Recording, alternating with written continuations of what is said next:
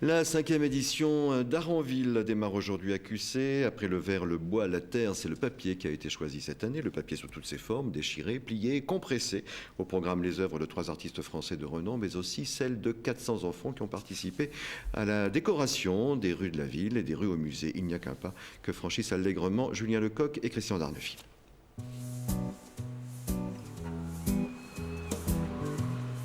Le grand jour pour les élèves de l'école Liandon. Leurs ballons de papier vont dominer la place principale de Cussey pendant 2 semaines. Ils sont les premiers à exposer leur création pour l'Aranville. C'est rigolo. On a mis du sopalin, du journal. Pourquoi c'est intéressant de travailler avec du papier ? Parce qu'on peut en mettre partout. Ça se plie et on peut en mettre partout. Le thème du papier, il en vaut un autre, mais il a le mérite, c'est qu'on travaille avec rien. Avec de la récupération, donc des choses qui ne coûtent rien. Et ça, moi, ça me paraît intéressant aussi d'utiliser des choses que habituellement on feuillette, on jette et que l'on n'utilise plus. Du papier, Ambroise Monod, le conseiller artistique, en a placé aux 4 coins de la rue. Objectif, accrocher le passant pour l'entraîner vers les salles d'exposition. C'est une volonté de montrer aux habitants qu'il y a une accessibilité qui part du panier à papier et qui va jusqu'au cimès des musées. Voilà, tout ce chemin-là est offert. On ne le parcourt pas tous, on est à certains moments, mais si l'émotion est partagée, eh bien l'art fait son œuvre. Papier compressé par l'acier avec Vincent Gontier, affiches déchirées et flétries avec Jacques Villeglé. Dans les 2 cas, la création se fait d'abord par la récupération. Même procédé pour Jean-Claude Correia, fondateur du mouvement français des plieurs de papier. Ça fait 35 ans, 40 ans que je plie du papier.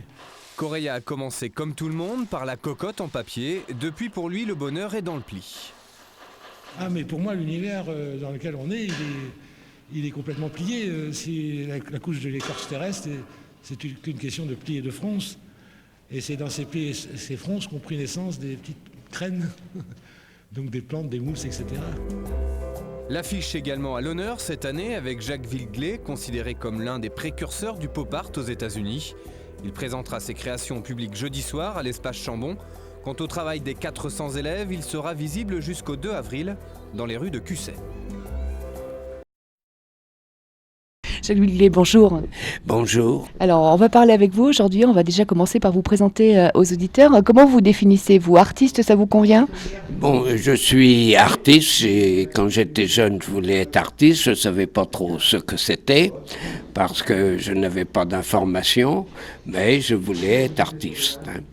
Donc, je suis parti à la recherche de l'information parce que j'ai vécu une époque de l'occupation où l'information, eh bien, les éditeurs n'osaient pas trop en donner, alors ils faisaient que des rééditions de livres du début du siècle dernier. C'est la seule chose dont je me sentais capable de faire d'intéressant, mais bien entendu, au début, il a fallu que je fasse autre chose, alors j'avais fait un peu d'architecture, donc j'ai travaillé sur les chantiers, pas conduire des chantiers, mais observer pour le client que les architectes, les entrepreneurs ne dépensaient pas trop d'argent, étaient dans les délais et que le travail correspondait au programme donné. Et la suite, comment ça s'est passé après? Quand est-ce que vous avez véritablement commencé à travailler alors, en tant qu'artiste et avec ce support déjà du papier qui était le support qui vous intéressait? Alors ça a commencé vraiment en février 1949. Auparavant, en 1947, c'était sur du métal que j'avais commencé, mais moi, ce qu'il me fallait, c'est la couleur. Le métal rouillé, c'est très joli, mais je voulais de la couleur.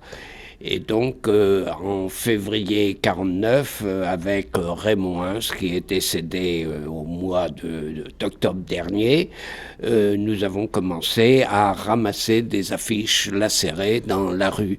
Alors, l'affiche est prise quand le texte, les slogans, le sourire commercial est lacéré. Donc ce n'est pas un art désespéré parce qu'il y a toujours la couleur là. C'est comme la vie, il y a des choses désagréables et des choses agréables. Et donc la couleur sauvait le côté lacéré, strident. Et alors Raymond, c'était photographe. Il faisait des photographies dans la rue, mais il avait fait des photographies à travers des trames de verre cannelé. Donc c'était des photographies à tendance abstraite, comme on le disait à l'époque. Et il a pris des photos d'affiches dans la rue. Et le fait de prendre les affiches dans la rue, c'est un geste de photographe, mais au lieu d'appuyer sur un bouton, on prend le sujet photographié. Il y avait aussi une connotation un peu politique, un peu une démarche militante comme ça, que de s'intéresser à des affiches qui sont les supports, de toute façon, d'une expression. Oui, c'est la mémoire lacérée de notre époque. Dans l'histoire de l'art, on disait que la peinture d'histoire était finie. Avec les affiches lacérées, on raconte notre époque. Et j'ai été le seul à tenir vraiment à l'affiche lacérée, parce que dès le premier moment, je me suis dit, tout le monde va travailler pour moi. Les typographes vont chercher de nouveaux caractères, les chromistes vont chercher de nouvelles alliances de couleurs, ils vont chercher des couleurs plus voyantes. En 1950, les bleus étaient un peu gris, et après il y a eu les bleus électriques. Les mots vont changer, les fantasmes vont changer, la photographie n'existait pas dans l'affiche autrefois, et quand elle est rentrée dans les affiches, on a dit que c'était la décadence. Bien entendu, c'est la décadence parce que la publicité, ça doit aller très vite. Alors, dès qu'on a donné le thème d'une campagne publicitaire, c'est en 10 minutes que ça se fait maintenant. Autrefois, un affichiste mettait un mois, il montrait 3 maquettes et il faisait son chef-d'œuvre. Tandis que maintenant, dans nos bureaux de designers, dans 10 minutes, il faut l'affiche. Et c'est avec des scanners qui dessinent l'affiche à toute allure et ça doit partir dès le lendemain et être affiché 2 jours après. Vous, en tout cas, vous avez continué tout au long de votre vie à travailler avec les affiches. Après, par la suite, c'est vraiment devenu un terrain de recherche à part entière. Oui, j'ai travaillé donc de 1949 et puis j'ai décidé en l'an 2000 d'arrêter parce que c'est très fatigant de prendre des affiches dans la rue parce qu'on en prend quelquefois de très très grandes. Donc physiquement, c'est très fatigant. Alors j'ai fait 2 exceptions parce que j'étais invité en Corse au mois de février. Alors la Corse au mois de février, les jours sont pas trop courts, il n'y a pas de touristes et il y a le soleil. Alors donc, en 2001, j'ai été en Corse et puis à la fin, j'ai eu la possibilité d'aller travailler à Buenos Aires. Alors, c'était plus dur parce que Buenos Aires, c'était la crise, donc le papier d'affiche était de mauvaise qualité, donc les couleurs n'étaient pas belles, mais heureusement, le centre Recoleta avec qui je travaillais m'avait mis une étudiante qui comprenait ce qu'on voulait et on a trouvé des vieilles affiches dans un quartier. On a fait près de 1000 km en 3 jours en voiture pour trouver les affiches et on a trouvé des affiches qui étaient sur une maison, les magasins qui étaient fermés depuis 10-15 ans et on a trouvé des affiches dont les caractères avaient été imprimés avec des caractères en bois comme à l'origine du collage de Braque et Picasso. Et c'était les mots bal qu'on voyait sur ces affiches, c'était les affiches de bal populaires et donc je me disais, ça va aller parce que la période cubiste est rentrée dans la culture de tout le monde et donc ça a été bien. Pour amener, vous, l'histoire de l'art dans la démarche de lacération des affiches. Oui, parce que on dit qu'on est la post-avant-garde, parce qu'il y a eu une avant-garde très forte, un très grand bouleversement au début du XXe siècle. Et nous, on a cette expérience, dès les années 60, je disais, on n'est pas dans l'avant-garde, bien entendu, de présenter des affiches lacérées. Ça s'était jamais fait. De prendre des choses toutes faites dans la rue, c'était un comportement nouveau. Mais le résultat de l'affiche, ça ressemblait au collage. On appelait ça décollage parce qu'il y a une technique, si on peut dire, différente, mais c'était le même esprit. Un esprit aussi où vous vous attaquiez à un symbole de la société de consommation. Il y avait aussi là une démarche intellectuelle parallèle. Société de consommation, j'ai commencé à la fin des années 40, 49, donc on était pauvres à cette époque-là, on peut pas... Mais à cette époque-là, il y avait la pauvreté, mais on disait la richesse va revenir. La société de consommation, je l'ai aperçue à la fin de la guerre d'Algérie en 62, en 64, je travaillais dans l'architecture, eh bien j'ai vu que dans l'architecture, eh bien on pouvait se permettre quelques fantaisies pour construire que l'argent revenait. Donc en 64, j'avais 38 ans. Donc j'ai vécu avec la société de consommation, avec les pop artists américains.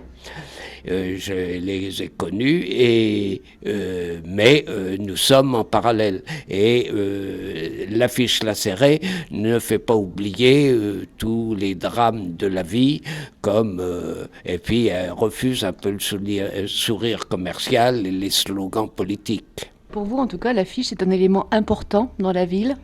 Oui, l'affiche est très importante dans l'art. Vous voyez Mallarmé, quand il composait ses poèmes, regardez la composition des textes sur les affiches lacérées.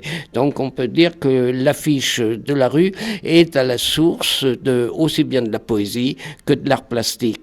Donc c'est un poète belge de Bruges qui raconte qu'il s'est promené avec Mallarmé dans la rue et Mallarmé lui a désigné des affiches en lui disant il faut regarder les différences de hauteur de caractère. Et vous qui êtes journaliste, quand il y a des élections, eh bien, les journalistes sont les seuls à avoir compris qu'ils peuvent envoyer leur photographe dans la rue, faire une photo, et ne font pas appel aux artistes. Parce qu'ils ont compris que chacun pourrait faire son œuvre d'art soi-même. Une dernière question. Aujourd'hui, quel regard vous portez, vous, sur les affiches ? Vous êtes mis un petit peu entre parenthèses, même si vous dérogez à la règle de temps à autre. Comment vous continuez quand même aujourd'hui à travailler d'une certaine manière ? Eh bien, je regarde toujours les affiches dans la rue, mais j'en prends pas. Je me dis, tiens, ça serait valable, c'est malheureux maintenant, mais... j'en prends pas parce que la force physique qu'il faut faire, et c'est une drogue, parce que quand vous prenez des affiches, vous verrez à QC, il y a des affiches qui viennent de Vichy. Et c'était une bouche d'aération, rue Lucas, Constantin Weber, quelque chose comme ça. Maintenant, elle n'existe plus. La bouche d'aération avait 1,50 m de diamètre et elle avait une forme de cigare tellement il y avait d'affiches dessus. Il y avait 5 années superposées.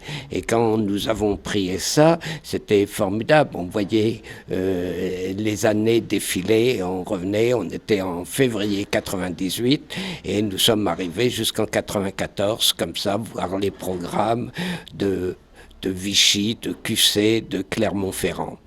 Et donc, il y a quelque chose comme une drogue. Et c'est pour ça que j'ai arrêté, parce que je me suis dit qu'il faut arrêter à temps.